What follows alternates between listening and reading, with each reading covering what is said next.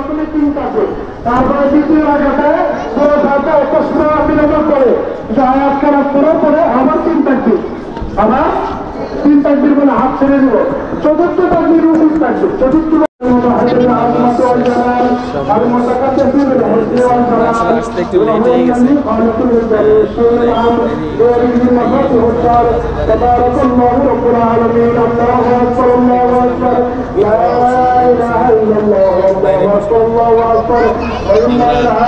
سبحان ربي وسبحان من توكلت على سماوات السبع والارض السبع والعرش العظيم والكعبة الحسنى والرسول الحكيم والصدق المرتضى ومقام ابراهيم।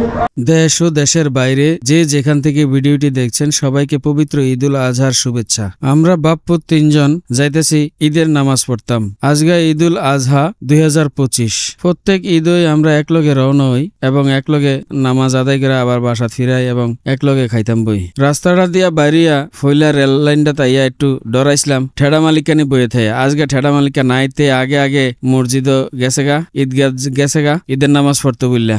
এই দেখেন রাস্তার দুই পাশে একবারে ফাঁকা, তে নাই, তে না তাহলে ভিডিও করণের একটু সাহস পাইছি। জামাত কয়টায় আমরা আসলে জানি না, যদিও জানি না তবু রওনা হইছি, যাইয়া ফাই কিনা এটাও একটা সন্দেহের বিষয়। আপনারা হয়তো চিন্তা করবেন আপনি কইছেন বাপ্পু 3 জন দেহিদি 2 জন, আরেকজন ভিডিও করতে আছে ওই যে ক্যামেরার পিছনে আছে। এই যে আমরা বাপ্পু 3 জন পবিত্র ঈদুল আজহার নামাজ পড়তে যাইতেছি। সবাইরে পবিত্র ঈদুল আজহার শুভেচ্ছা, ঈদ মুবারক। পবিত্র ঈদুল আজহা কই থেকে শুরু হয়েছে আপনারা তো সবাই জানেন। হযরত ইব্রাহিম আলাইহিস সালামের ত্যাগের মহিমায় মহিমান্বিত এই দিনটা, যার কারণে আল্লাহ রাব্বুল আলামিন এই কুরবানিরে পৃথিবীতে জারি রাখছেন কিয়ামত পর্যন্ত।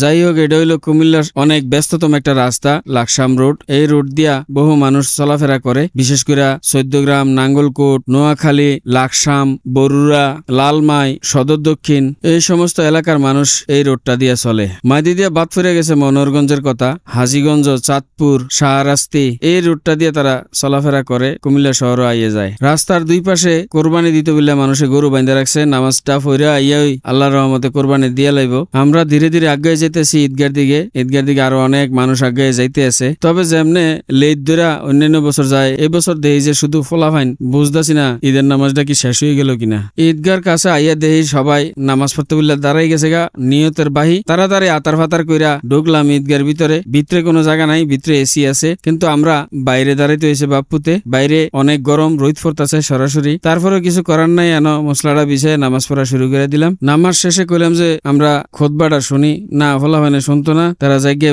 অনেক গরম লাগতে আছে, যার কারণে আমরা 3 জন তাড়াতাড়ি বাড়িয়ে গেলাম।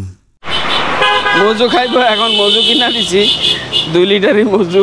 কইছে যে আলগাও, তুমি লইয়া যাও। এখন আলগাইতে পারতাছে না, কইতেছে আব্বু তুমি লও। এ কিছে কি এইভাবে এভাবে রয়েছো কেন? সুন্দর করে আলগাও, আরে সুন্দর করে আলগাও, সুন্দর করে আলগাও। পারতেছো না? পারতে পারো না? দাও দাও। পৃথিবীতে আসলে বাবাদের দায়িত্ব এরকম অনেক ভারী।